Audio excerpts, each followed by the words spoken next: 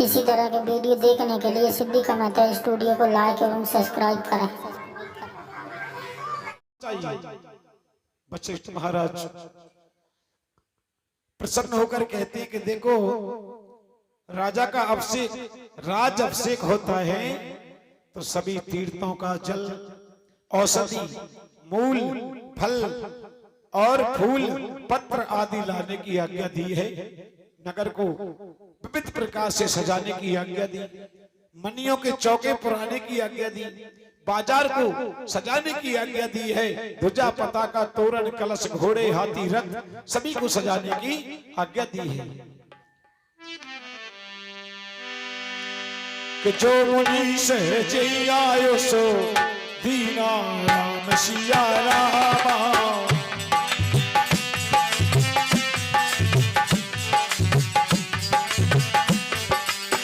सोई आज प्रथम जनो दीना राम सिया रामा।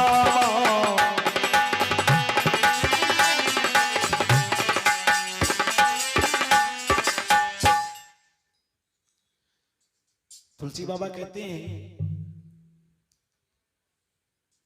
कि जिसको मुनिराज गुरुवर जो आज्ञा देते हैं जिस काम के लिए, और ऐसा प्रतीक होता है कि मानो गुरु के कहने से पहले ही उसने काम करके तैयार कर लिया हो। श्री रामचंद्र जी के राज अभिषेक की सुहावनी खबर सुनते ही अवध में धूमधाम से पतावे बजने लगे। राम और सीता जी को शुभ सगुन होने लगे। नगर के प्रतिष्ठित समाज के लोग महाराज दशरथ जी से अपनी इच्छा प्रकट करके कहते हैं कि हे राजन, आप शीघ्र ही इस उत्सव को पूर्ण कीजिएगा।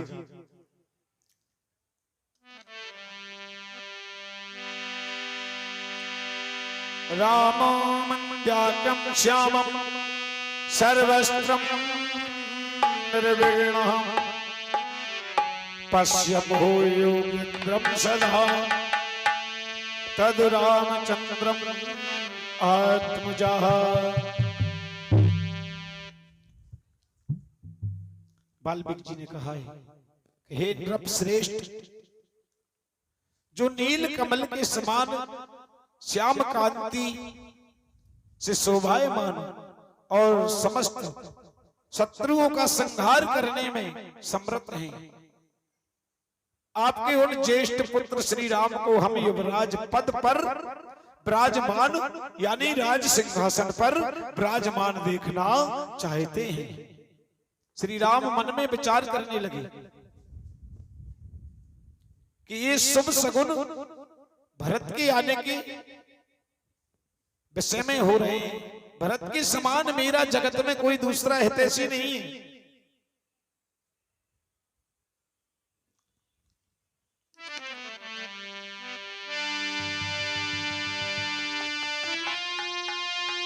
रामई बंधु सोचत न राती,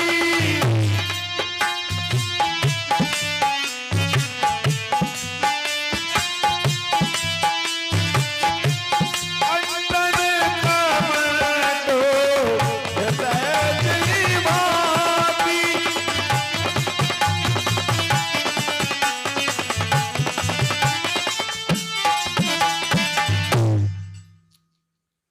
तुलसी बाबा कहते हैं कि जैसे कछुए का मन हृदय अपने अंडों में लगा रहता है ना, उसी प्रकार प्रभु राम को अपने भाई भरत का रात दिन सोच आता रहता है। जैसे जलायास में जल का जल तालाब या नदी अपने अड्डे किनारे पर रखता है कछुआ, जल में रहता है, खुद पानी में रहता है, परंतु जल के भीतर रहते हुए उसका मन अपने अंडों में फंसा हुआ रहता है। इसी प्रकार प्रभु राम का मन अपने भाई भरत में फंसा हुआ है।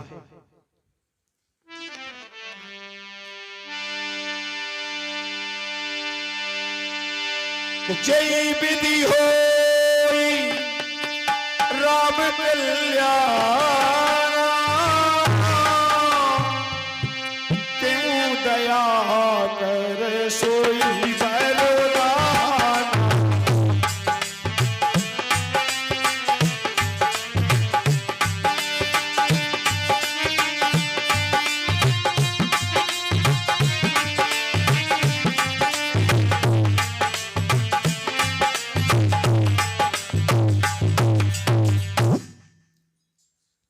होकर के कोई शुभ समाचार सुनते हैं तो जो दास दासियां मां कौशल्या को राम अभिषेक की खबर देते हैं तो वे सभी प्रसन्न होती हैं। रानी सुमित्रा ने रत्न मणियों से अनेक चौक पूरे हैं, कन्याओं, देवता और नागों को जो पूजा की और श्री राम का कल्याण हो ऐसा इच्छा प्रकट करते हुए कि श्री राम राज अभिषेक के समाचार सारे अवधवासियों को मिल जाते हैं। बड़े हर्षित होते हैं, प्रसन्न होते हैं। किताब नर नाहे वशिष्ठ बुलाए,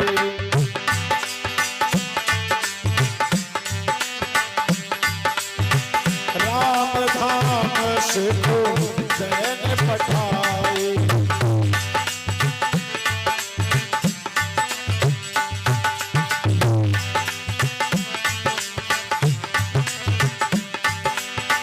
गुरु आगमन सुना जब रघुनाथा,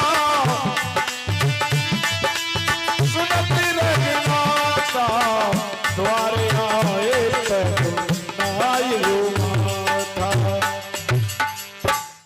इधर राजा ने वशिष्ठ जी महाराज को बुलाया और जिस महल में प्रभु राम मां जानकी थे उस महल में भेजा है शिक्षा समुचित उपदेश देने के लिए। श्री रामचंद्र जी ने अपने महल में की ओर गुरु वशिष्ठ महाराज को आते हुए देखा है तो प्रभु राम ने आकर के दरवाजे पर उनके चरणों में मस्तक झुकाया। श्री राम आदर से गुरु जी को अर्घ देकर षोडश उपचार से पूजा किया है और सीता सहित चरणों का बंधन किया है। महाराज प्रभु राम कहते हैं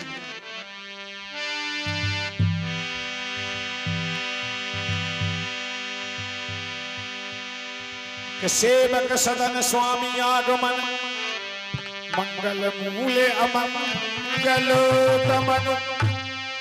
राम कहने लगे कि हे गुरुवर, आपका शुभ आगमन हुआ तो सभी मंगलों का देने वाला है, अमंगल का नाश करने वाला है। और आपके चरणार बिंदों से बोले महाराज आज ये मेरा महल पवित्र हो गया है।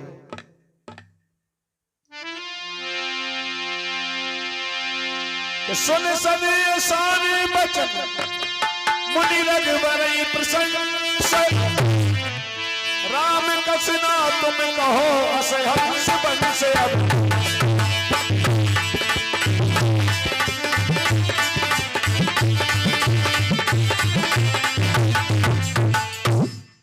प्रभु राम के प्रेममयी अमृतमयी वचनों को सुनकर के गुरु महाराज वशिष्ठ जी कहते हैं कि हे रघुनाथ जी की प्रशंसा करते हुए कि हे राम ऐसा तुम क्यों न कहें, क्यों कि तुम तो भला ऐसा, आप तो सूर्य वंश के आभूषण हैं। श्री वशिष्ठ महाराज राम जी के शील स्वभाव का बखान करके प्रेम से पुलकायमान होकर कहने लगे हैं, क्या कहते हैं?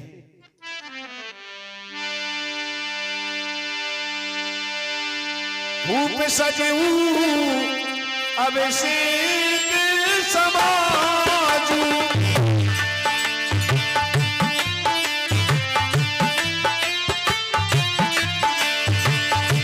चाहत तुम राजू।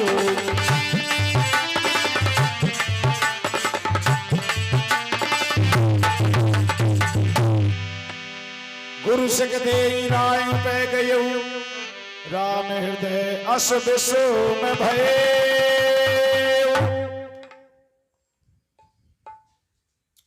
गुरु वशिष्ठ महाराज कहते हैं कि हे राम,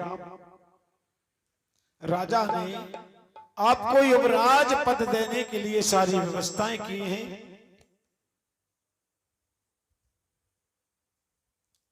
अब आप तुम आज व्रत करना और हवन आदि सब करना ताकि विधाता इसे निर्विघ्न पूर्वक इस कार्य को पूर्ण कर सके। वशिष्ठ महाराज ने ऐसा कहकर और राजा के पास गए। इधर प्रभु राम के मन में अंदर भावना जागृत हुई कि जन्मे एक संग सबो भाई राम सिया रामा,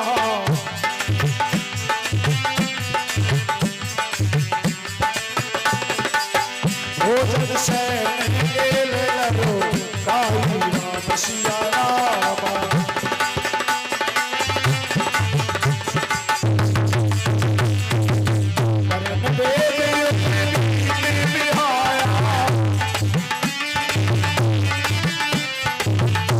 संगे सब भाव चाहा,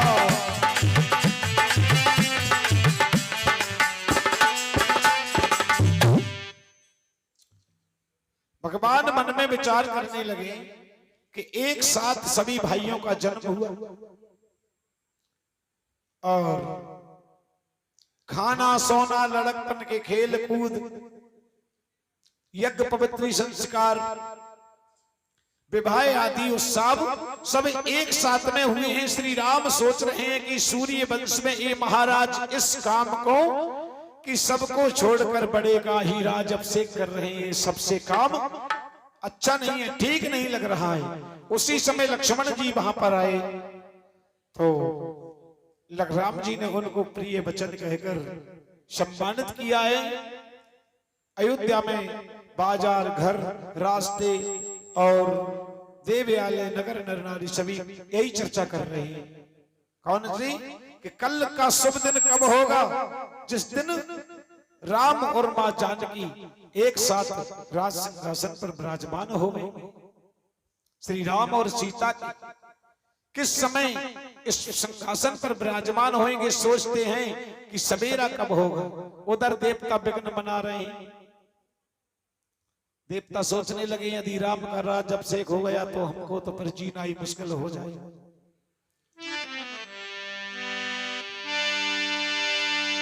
कितनी सुहाईना अब तो बधावा,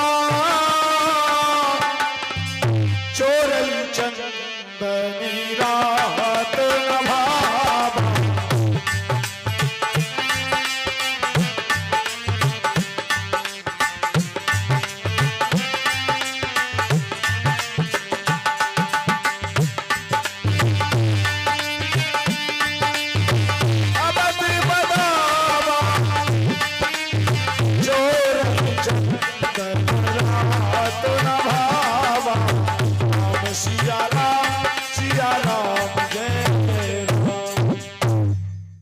देवताओं को अयोध्या का आनंद किस प्रकार से अच्छा नहीं लगता है, जैसे चोर को चांदनी रात अच्छी नहीं लगती। देवताओं ने सरस्वती को बुलाया, विनती की, बार बार उनके चरणों में प्रार्थना की है और कहते हैं कि हे मैया हमारी विपत्ति को ध्यान से सुनो, क्योंकि कुछ ऐसा करिएगा जिससे कि राम वन को चले जाएं और सभी देवताओं का हित हो जाएगा।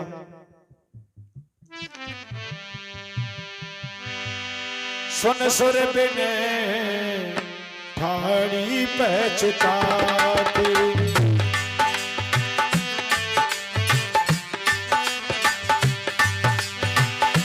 भय उरो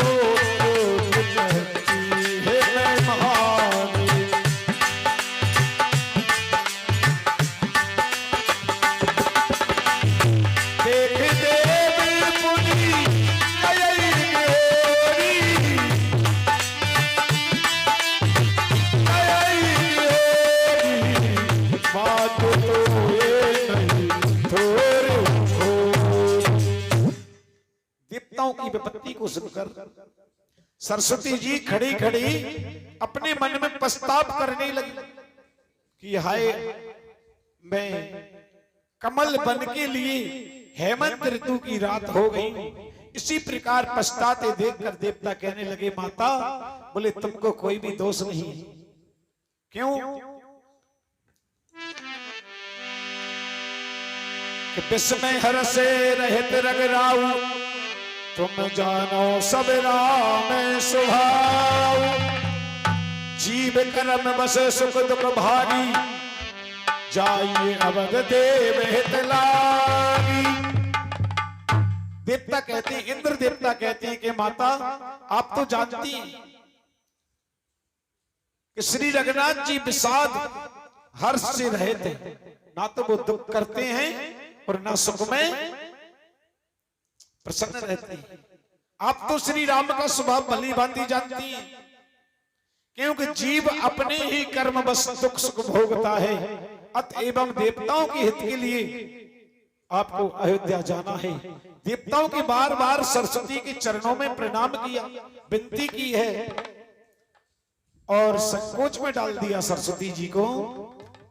तो सोच रही है कि देवताओं का निवास ऊंच निवास नीच करतूती, और देख न जाई पराई विभूति। इनका निवास तो कितना ऊंचा है, लेकिन बुद्धि कितनी छोटी है, जो पराये ऐसारियों को देखना नहीं चाहते हैं। सरस्वती जी मां आगे के कार्य भगवान राम द्वारा राक्षसों का वध को विचार करके अयोध्यापुरी में आई है। लेकिन अयोध्या में सरस्वती ने जब प्रवेश किया तो अयोध्यावासी कोई ऐसा नहीं मिला कि मां सरस्वती जिसकी बुद्धि को फेर सकती है, इतनी सामर्थ्य नहीं थी। लेकिन फिर सोचा है कि नाम मंदिरा मंदमती गई चेरी के अजस पीनी जा करे गई के रावण।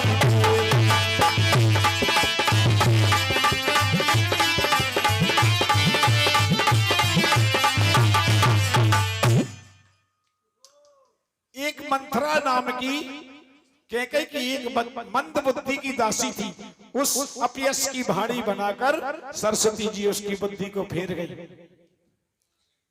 वाल्मीकि जी कहते हैं कि मंथरा कहां की थी? बोले मंथरा कश्मीर की थी, कश्मीर की। कैकई के विवाह के समय साथ में आई हुई थी। कश्मीर के राजा हैं कैकई, और देवताओं ने जब सरस्वती को अयोध्या में भेजा राज अभिषेक में कुचाल डालने के लिए, तो सरस्वती अवधवासियों को तो छू नहीं सकी। मंथरा के लिए एक बार कैकई के पिताजी ने ये दृष्टांत सुने, शांति बनाए रखें, कि एक बार कैकई के पिता शिकार करने के लिए वन में गए थे, तो इन्होंने एक मृग का वध कर दिया। वध किया तो उस मृग की मृगी रो करके अपनी माता के पास में पहुंची। उसने राजा से आकर कहा, बोले महाराज ये मेरा दामाद है, ये मैं यक्षिणी हूं और इसको आप इसकी गति मत कीजिए। क्यों?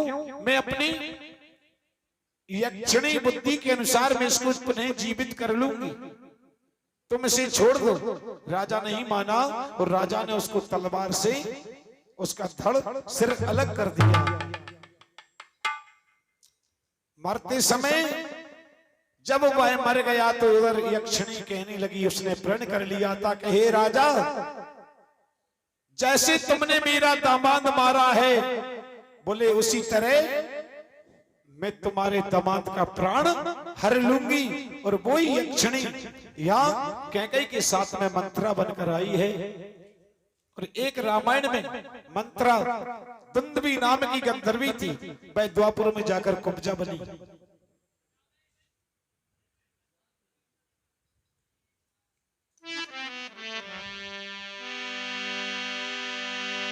शापमं कुब्जा त्रंबकातु प्रसादान ग्रंथम मारुते दगरं पति दृष्टता सर्वस्तु मंगला कृतवे।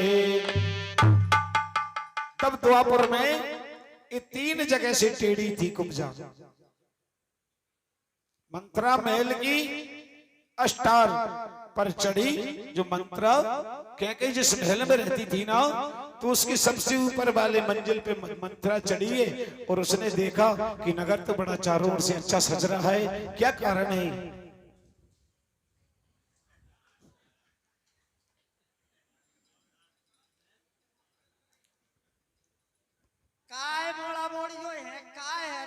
चीची चीची दांत खोल रही हो तुम।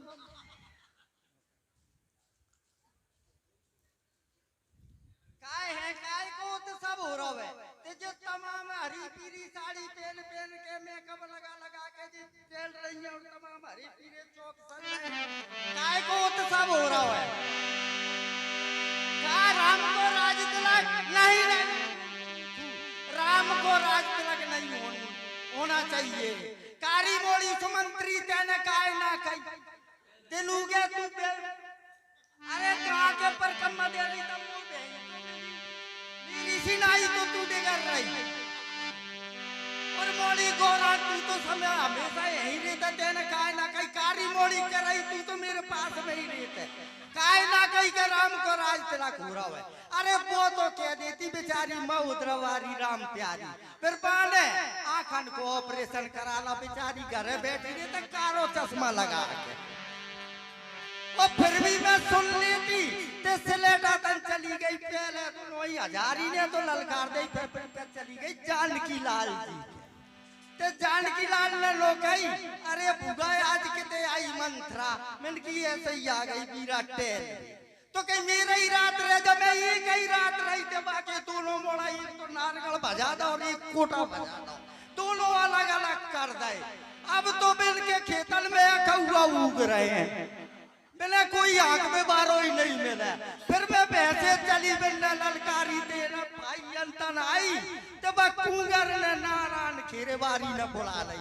अरे कहीं मंत्रा मेरे रोटी खा ले आज तो मिलकी बनवा ले तो भोजन नहीं करे मिल घंटा मोलाली इंतन बैठ लंदे ते दोनों ही अलग अलग करवा दई।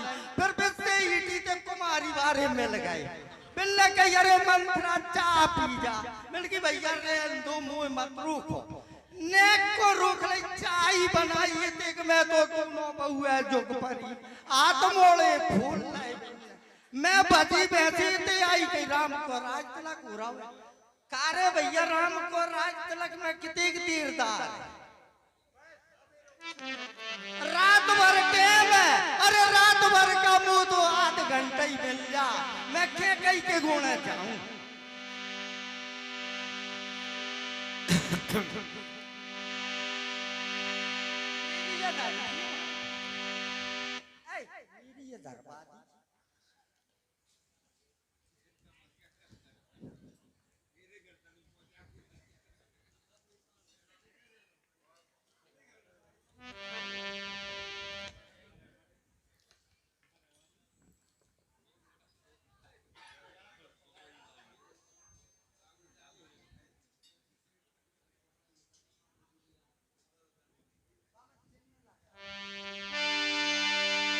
भरत मात पई कई बिल खारी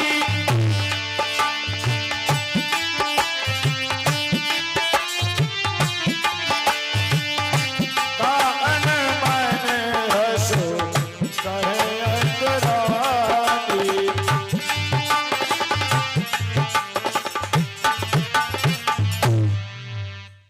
जब मंत्रा दुखी होकर के भरत जी की माता के पास पहुंची है तो रानी ने हंसते हुए मुस्कुराते हुए कहा अरे मंत्रा ये तेरे गाल कैसे फूल रहे हैं काहे इतने क्रोध में है क्या उदासी का कारण तो बता।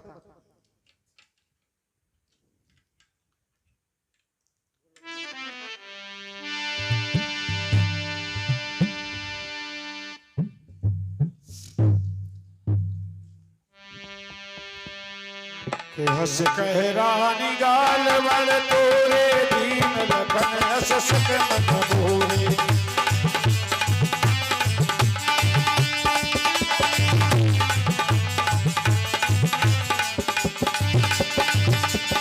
बहुना बोल छेर बड़ पावन छाऊ श्वास करे जग साथ।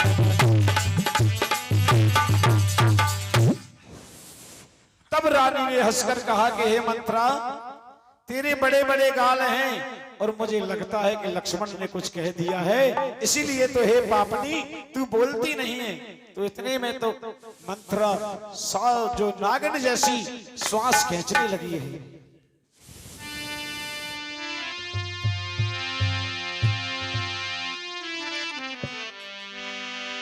कत सिक दे हमई को माई।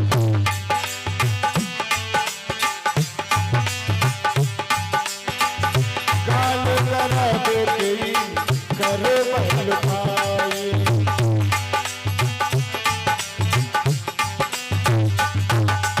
अरे माता के गई हमें कौन सीख देगो और कौन को बल पा करके गाल फुलाएंगे।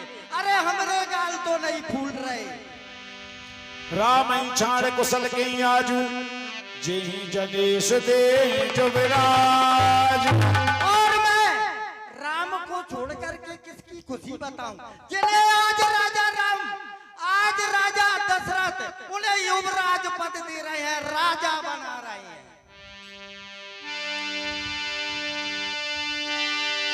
पूत विदेश ना सोच तुम्हारे जानत हो बस नाओ हमारे।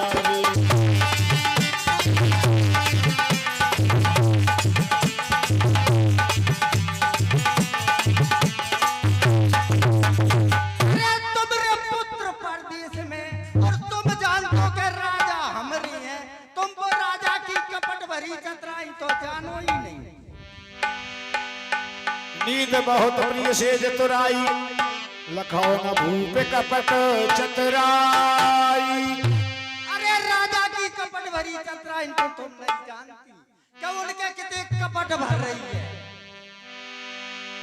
सुन प्रिय बचनो मलिन बन जाती।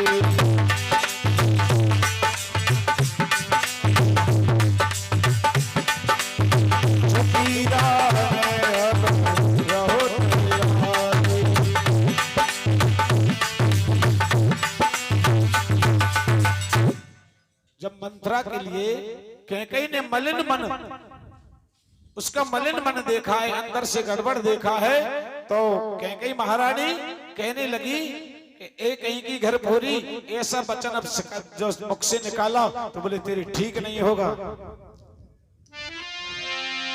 कि कान खोरे कूबड़े और कुटिल कुचाली जात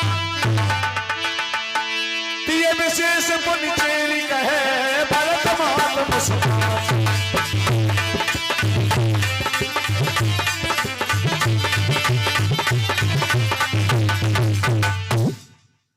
भरत जी की माता कहती है कानों से कम सुनने वाले और पंगुल और कुबड़े और लगड़े इनको कुटिल और कुचाली जानना चाहिए। क्यों?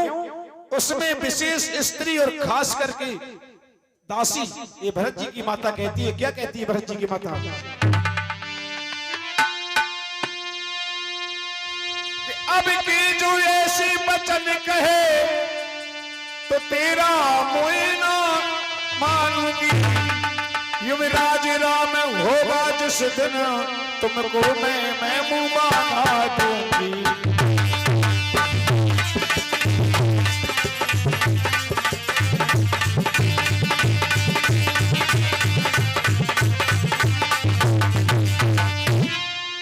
तू मुख्य अनुचरी है मेरी, इस कारण पुरस्कार मांग ले और कह दे तुम्हारे हमरे घर की दासी अब तुझे तुहार मांग ले।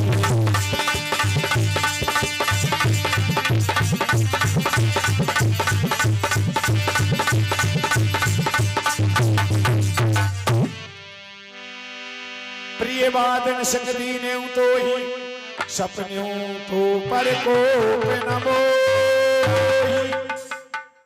इसीलिए मां कैकेयी कहती है कि हे दासी, हे मंत्रा, प्रिय वचन कहने वाली, मुझे तो तुझ पर सपने में भी क्रोध नहीं आता, लेकिन ये मैंने थोड़ा सा आपको दंड दिया है, ये सीख दी है ताकि किसी का अनिष्ट नहीं करना चाहिए। तेरा कहना उसी दिन सत्य होगा जिस दिन राजा राम होगा।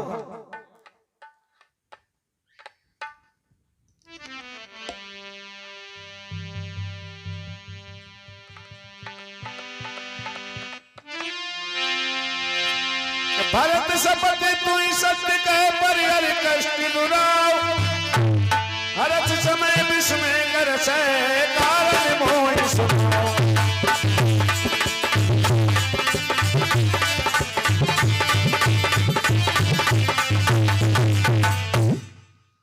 कहने लगी कैकेयी कि तुझे भरत की सौगंध है और मुझसे कपट मत कर, क्योंकि समय सुख का है, इसमें दुख क्यों प्रकट करती है।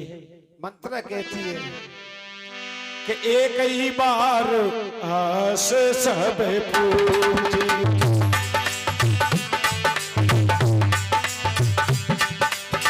अब कछु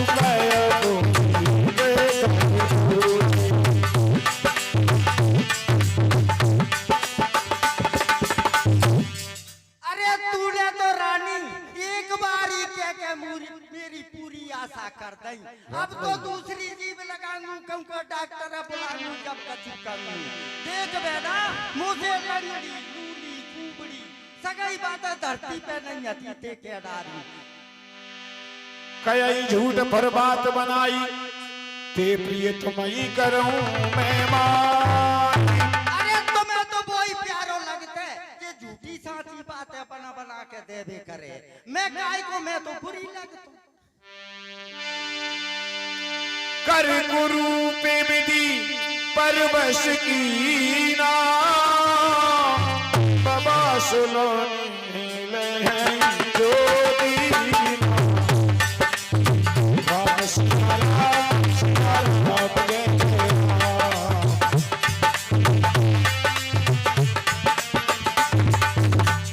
अरे विधाता ने परवश करके मेरो ने को रूप बना के और तुम्हें क्या अरे जैसो कोई बोगो वैसो ही तो काटेगो। कोई धान बोगो तो धान काटेगो, मक्का बोगो तो मक्का और सोयाबीन बोगो तो सोयाबीन।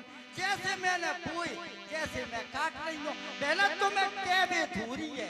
देख लो अब सब रेगा में तू भी तो सुन रही कर रही कैसी कैसी कहीं कहीं खाड़ी कुबड़ी लंगड़ी लूली धरती पे नहीं आती ते बात है बहना। कौन पे होए हमारी कहानी चेरी छाड़ अब हो एक रानी। पहला चाह तो कोई राजा बने चाह कोई रानी बने। मैं दासी छोड़ के कोई रानी तो बने ही नहीं जानू। मैं तो दासी की दासी रहूं। जा रे जोग सुबाऊ हमारा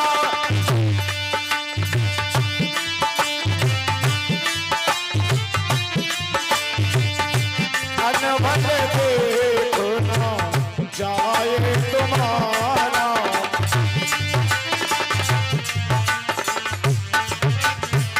अरे मेरो तो जो कपारे फोड़ने की योग है कोई की बुरी भली सुनी नहीं जाए। बहना तेरी तो बुराई के कई मुंह पे नेक सुनाई नहीं ना। जैसे मैंने केवारी गूढ़ कपट प्रिय वचन सुन प्रिय धर्म धीरा सुरमाया बच धैर्य नहीं सहज जान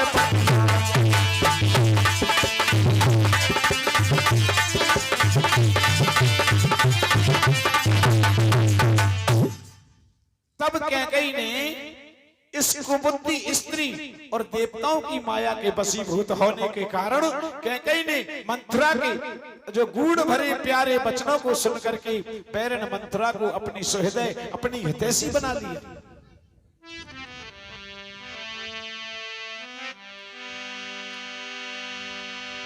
कि तुम पूछो मैं कहत डरा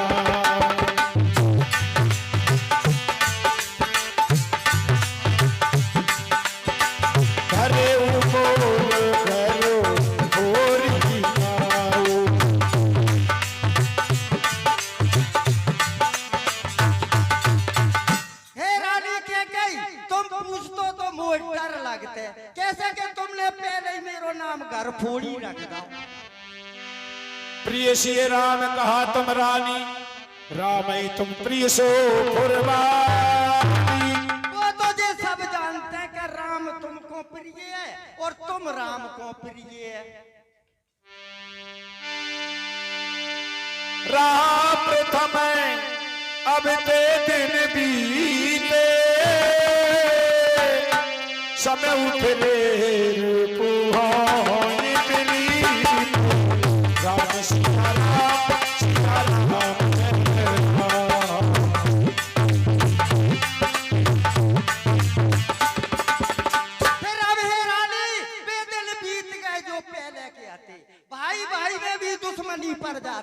दोस्त दोस्तन में भी दुश्मनी पर जाते, बीवी लड़ बैठे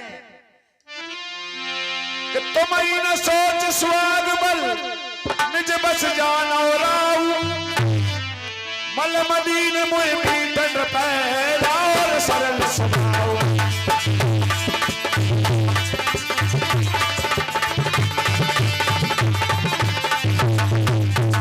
अरे तुम्हें तो तुमरे स्वाग राजा को बले, लेकिन राजा की कपट भरी चतुराई ने नहीं जाने, बिल के भीतरे कपट भर रहा है, मुंह के मीठे और भीतर के काले, बिल के गोला से बबूका लेते हैं। चतुर गंभीर राम में तारी बीच पाए निज बात सवारी। तो राम की नेतारी है, बाने मौका पाके और अपने बेटा को राज तिलक धरला। पठे भरत भूप नलियारे राम मात मन जान हारे। और देख लो भरत शत्रुघ्न तो ननियारे भेजता है और मौका पाके और बाने राम के राज तिलक की लगन धरा ले। जय हो।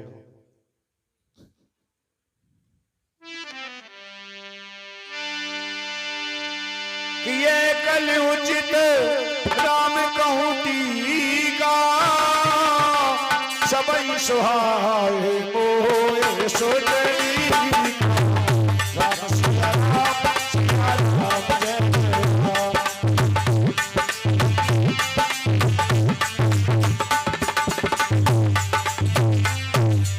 अरे जो तो सब जानते हैं कि राम को राज तिलक होना चाहिए, लेकिन पीछे की बात है न सोचो। भावी बस प्रतीत और आई पूछी रानी पुनि शपथ दिवाई। जब कहीं ने मंत्रा को भरत जी की शपथ दिलवा करके और पूछा है कि सच सच बता इसमें क्या कारण है। मंत्रा कहने लगी कि 15 दिन हो गए नगर को सजा से सजा थी। बोले तुमको कभी खबर दी का महाराज ने? बोले मेरे द्वारा तुमको आज ही खबर मिली है। अरे पानी तो पिवा दे कम से कम, इतनी बुरी लग रही हो। रेख खचाई कयूं बैल भासी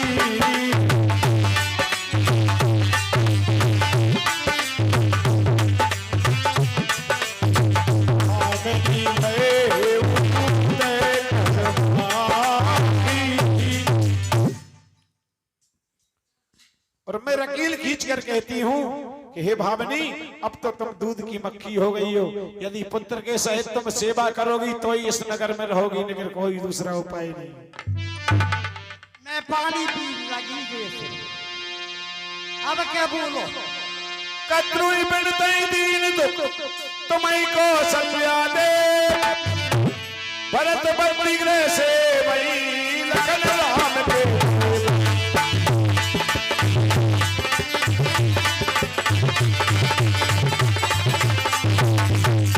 अरे जैसे कत्रू ने बिनता है दुख दो, ऐसे ही दुख तो भुगतने पड़ेंगे रानी। कह कई सुता सुनत कटवानी कह न सकई कछु सह में सुखानी। जे कह कई मंत्रा की बातों को सुनकर डर के मारे कांपने लगी है और कुछ बोल नहीं सकी है। महाराज कद्रू और बिनता की किस्सा सुना दो, कैसे का बीती। ब्रिज को है नहीं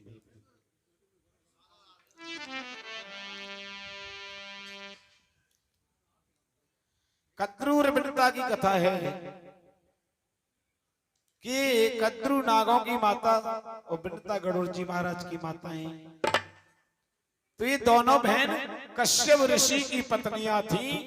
इनमें विवाह हुआ और कि सूर्य के घोड़े विवाद हुआ आपस में दोनों में कि सूर्य के घोड़े कैसे हैं, तो श्वेत हैं या काले हैं।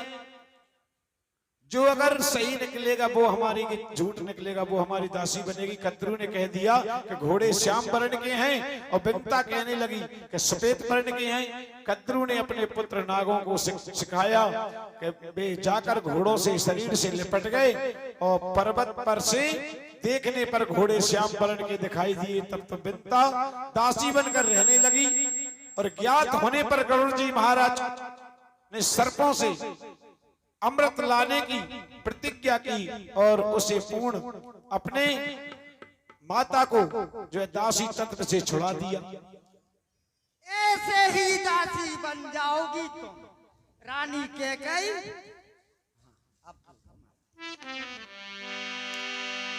हर जन्म भरब भर जाई, जियतन करो सौत सिबकाई।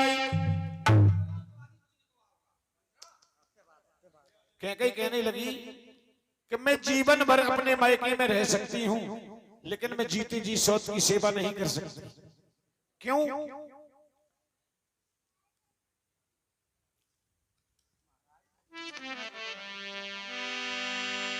दीन बचन कहे बहू बेदी रानी,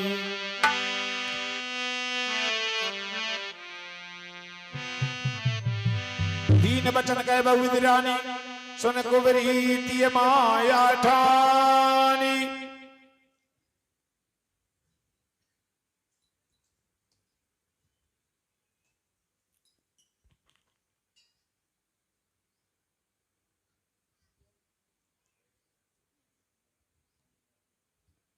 छोड़ो मत महाराज।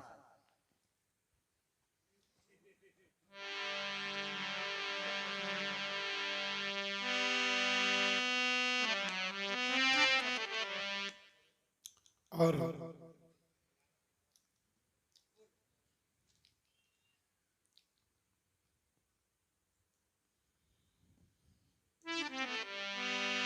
भरतो राज्यं दशस्वाकृतवे भस्मन्तो विश्वतो नगरस्थं प्रीत्वा देवासुराः। किंतु भरत जी को या तो राम का पद दास होना पड़ेगा, या उन्हें शीघ्र ही नगर से निकाल दिया जाएगा, अथवा उनका प्राणघात किया जाएगा, और उन्हें दासी के समान तुमको सौत की सेवा करना पड़ेगा। इसी प्रकार सौत से अपमानित होकर रहने की अपेक्षा तो मरना ही अच्छा है। मंथरा की बातों को सुनकर कैकेयी क्रोध में भर गई, और भांति जो है इसलिए वो कांपने लगी, विचार करती है कि हे मंथरा, मेरी दाहिनी आंख तो नित्य फड़कती रहती है। अरे तो आंखें ही फरकी है, सबरी मटक में लग जाओगी जब राज तिलक हो जाएगा तो।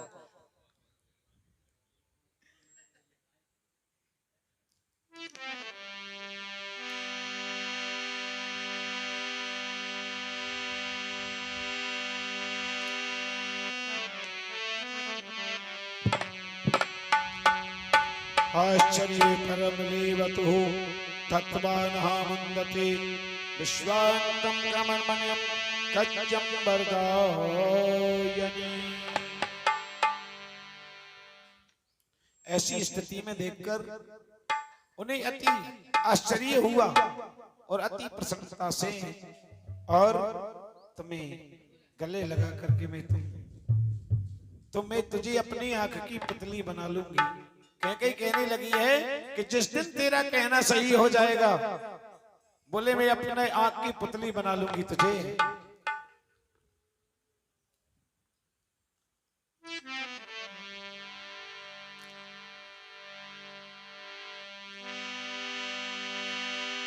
कि तुई बरदानो भूप सन था,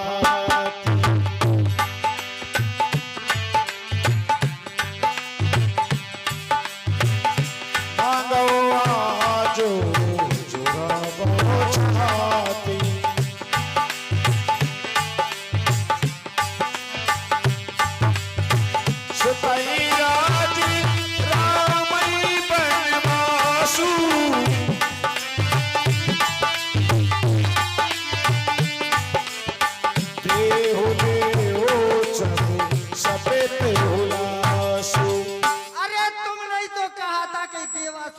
संग्राम में मुझे राजा ने 2 वरदान दिए थे, वे 2 ही वरदान है, आज मांग लो, अपनी छाती में लाकर और छाती ठंडी कर लो।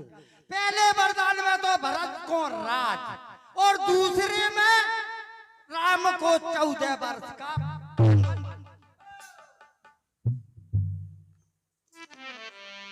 कैकेयी कहने लगी है पर आप दशरथ जी महाराज से,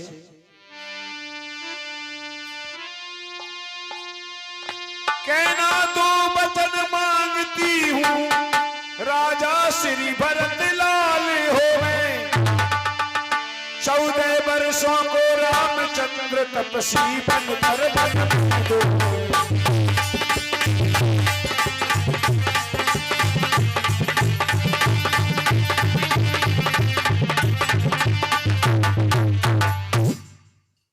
जब कैकेयी कहने लगी, क्योंकि मंत्रा ने तो पहले ही कह दिया था कि 2 वरदान राजा के पास धरोहर रखी हुई। मंत्रा कहने लगी कि अब आप कोप भवन में जाओ और सब काम सावधानी से करना, महाराज की बातों में मत आ जाना, और जब महाराज राम की सौगंध खा लें तभी वरदान मांगना, ताकि वचन ताले से नहीं टलेगा। अरे कैकेयी ऐसे ही फूटे में लन में और बार में मत जाना कोप भवन में, पहले तो तेरे 12 ने बखेल और फिर राजा पहुंचे तो आजाद महाराज राजा बन के आ जाओ, मैं अकल बता दूं। राजा आवे और मैं आल के कहीं तो नो मोड़ो फेल ली और फिर के कहीं तो ये मोड़ो फेल और राजा की एक बात सुनी, देख पहले राम की सौगंध खा जा जब ही वरदान मांग, नहीं तो राजा बदल जाएंगे, सबरो काम बिगड़ जाए। और मैंने कही है ऐसे ही करनो, और अब मैं तो घरे जा रही हूँ। विपत्ति बीज बरसात तुचेरी, मोह भई कुमति के कई के,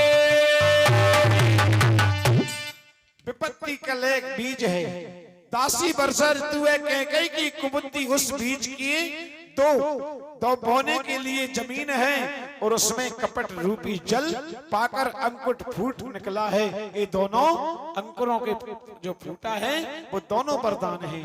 इसी युक्ति के कारण कैकेयी को भवन में चली जाती है और मंत्रा अपने घर चली जाती है। लेकिन अयोध्या में इस प्रकार किसी को पता नहीं चलता। राजा के दरवाजे पर एक आता है, एक जाता है, बड़ा उत्साह मन रहा है, लेकिन एक किसी ने चाल नहीं समझी कि बोले इधर क्या लीला रची जा रही है। श्री राम जी के बाल सखा राज तिलक का समाचार सुनकर के और श्री राम के पास में 10-5 मिलकर जाते हैं, प्रसन्नता से श्री रामचंद्र जी को आदर से बात करते हैं।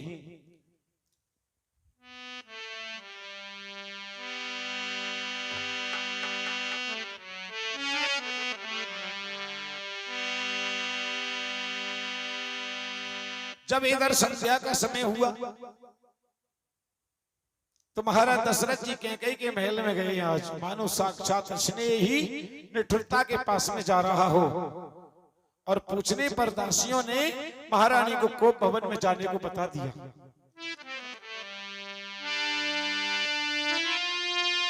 कोप भवन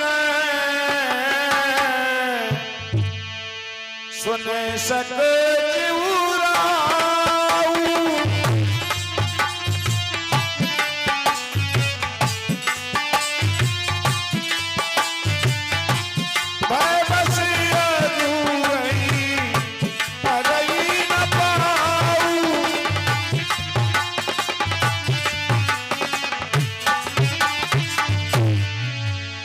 सुरपति बसई महाय बल जाके नरपति सकल रही रुखता के। जब महाराज ने कोप भवन का नाम सुना तो राजा सहम जाते हैं, डर के मारे आगे पैर नहीं बढ़ता।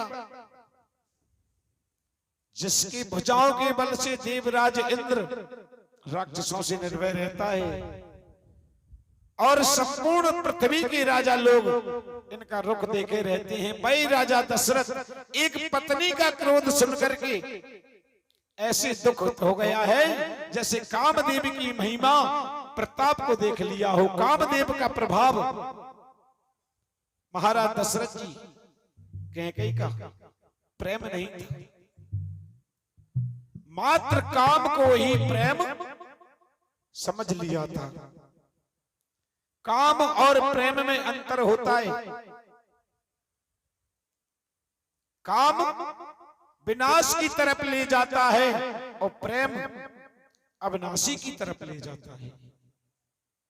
काम में एक दूसरे का पोषण होता है और प्रेम में एक दूसरे का जो है पोषण होता है, इसमें चोषण होता है। जैसे शरीर को चूस लेता है काम, और प्रेम एक ऐसा है कि जिससे शरीर का पोषण हो जाता है। काम नशावान होता है और प्रेम अविनाशी होता है। काम सेवन शरीर मन रोज और योजन का होता है और प्रेम भीतर नए नित्य नए रसपान पैदा करता है। इसीलिए दशरथ जी महाराज कैकेयी के भवन में जाना सुन करके और सहम जाते हैं, भयभीत हो जाते हैं।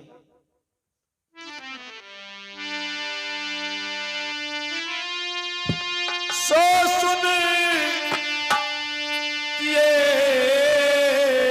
से गए सुखाई,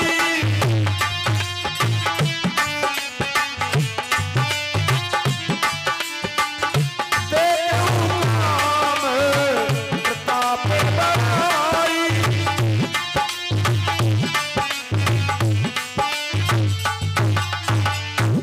भाई महाराज डर के मारे, गोस्वामी तुलसीदास जी कहते हैं कि कैकेयी के डर के मारे उनके पास में जाने से डरते हैं। क्यों?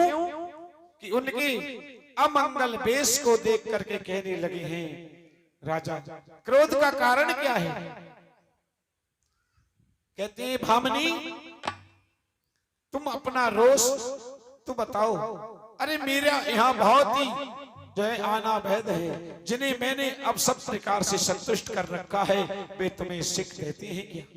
अथवा कहो आज किसका प्रिय करना है, या किसी ने तुम्हारा अनिष्ट किया है, तुम्हारे किस उपकारी को आज प्रिय मनोरथ प्राप्त करना है? राजा कहते हैं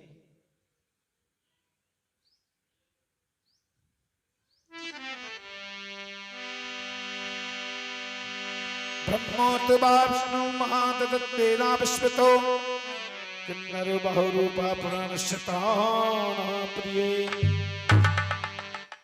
समस्त जो आभूषण छोड़कर तुम मलिन वस्त्र पहने हुए पृथ्वी पर पड़ी हो, और तुम्हारी जो इच्छा हो सो कहो, मैं सब पूर्ण कर दूंगा। और तुम्हारा अनिष्ट करने वाला कौन है?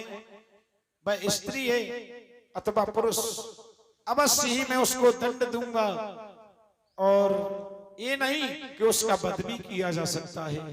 देव जिस प्रकार तुम्हारी प्रसन्नता को मैं वही करूंगा। महाराज दशरथ जी कहने लगे हैं कि हे प्रिय, जहां तक सूर्य का चक्र घूमता है वहां तक की सारी पृथ्वी का मैं अधिकारी हूं।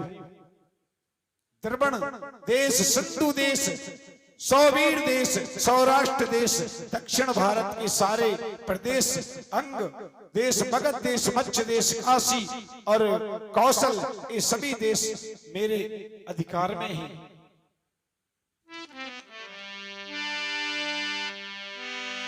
कहोगे रंग कहीं करहो नरेशु,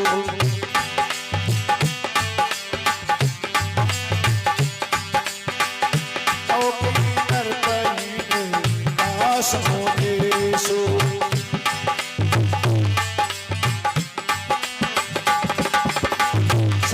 तो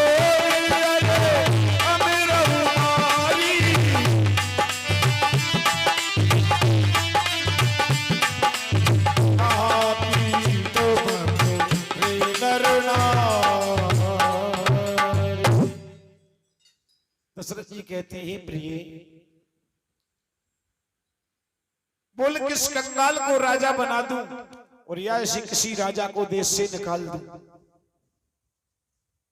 क्यों? कि तेरा अनिष्ट करने वाला अमर देवता भी क्यों ना हो, मैं उसको भी मार सकता हूं। ये बेचारे कीड़े मकोड़ों की तरह, ये मनुष्य तो कौन सी गिनती में है? बताओ किसको मारूं, किसका वध करूं? हे प्रिय, इस विषय में और अधिक क्या कहूं, मैं तुम्हें अपने प्राणों से भी अधिक समझता हूं। कमल नयन राम मुझे प्राणों से भी अधिक प्रिय है, और मैं उन्हीं की शपथ करके कहता हूं कि तुम्हें जो अच्छा लगे वो मांग लीजिए। कैकेयी की दासी मंत्रा कैकेयी को समझा कर गई थी कि जब महाराज राम शपथ कर लेंगे, जो मांगोगी वो वचन नहीं टलेगा।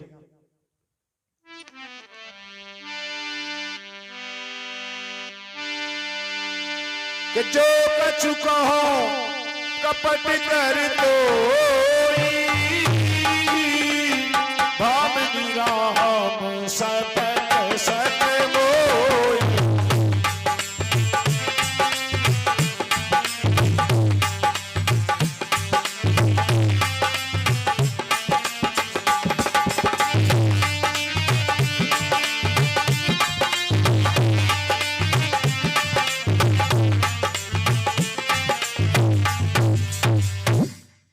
महाराज दशरथ जी ने कहा कि हे रानी,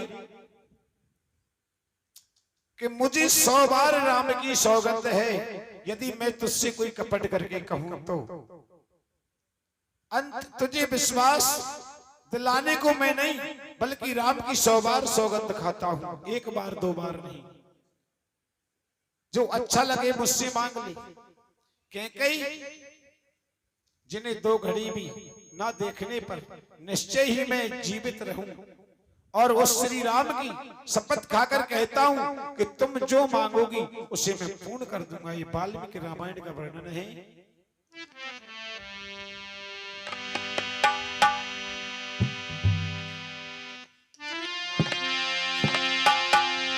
ये सुन मन गुण शपथ उठी मति मंद, भूषण सजत बिलोक मृगे मनुग्रहात।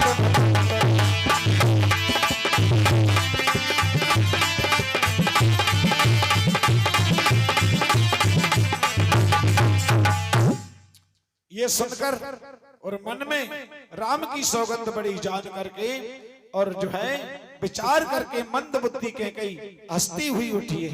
कपड़े पहन लिए, घेने भी पहन लिए, मानो कोई भील नहीं मृग को देख करके फंदा तैयार कर दिया हो, अब तो फंसना शेष रह गया है। महाराज दशरथ जी कहने लगे, हे प्रिय, अब तुम्हारे मन को आनंद करने वाला काम यदि करूं तो कल तेरे प्यारे राम को युवराज पद देने के लिए जा रहा हूं। उसी की खुशी में सारे नगर में बदाबे बज रहे हैं। तुलसी बाबा कहते हैं कि दशरथ जी महाराज नीति निपुण, परंतु त्रिया चरित्र अथाय समुद्र है, उसमें फंस रहे हैं। कैकेयी कपट युक्त प्रेम ऊपर से प्रेम दिखाकर कहने लगी है कि हे स्वामी, आप क्या कहती है? मांग मांग तो कह देते हो मोरे महाराज, कभी देते लेते नहीं हो। आपने पूर्व में मुझसे 2 वरदान देने को कहा था। बोले महाराज मुझे तो उनके पिल्ले का भी संदेह हो रहा है। जनक दशरथ कहने लगे हैं कि हे प्रिय, तुम 2 के बदले में 4 मांग लीजिए, लेकिन मुझे झूठा दोष डाल लगाइए, क्योंकि आपने कभी ऐसा मुझे अवसर ही नहीं दिया।